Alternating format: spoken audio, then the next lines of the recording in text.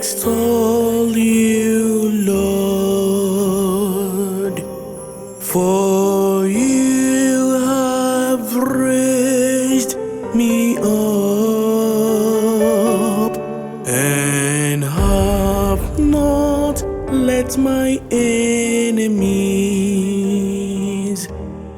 rejoice over me. Oh Lord, you have lifted up my soul from the grave, restored me to life from those who sink into the pit.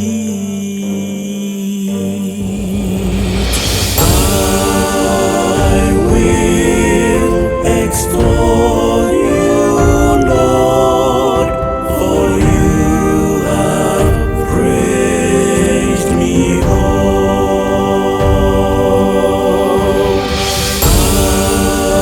I will extol you, Lord, for you have raised me up.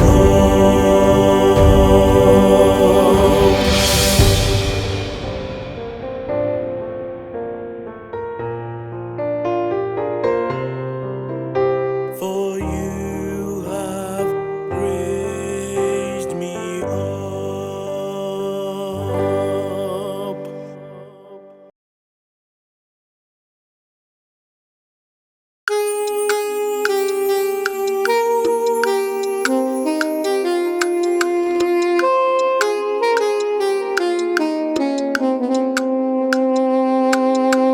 Onye nwe anyị, aga m eto gị n'ihi na ị zọpụtala m.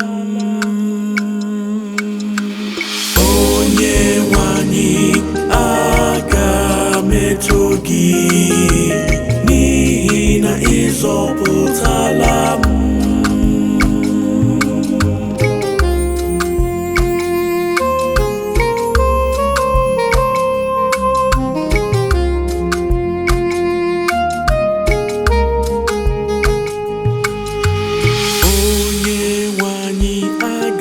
Enye gị nnukwu otito n'ihi na ị zọpụtara m nke ọma.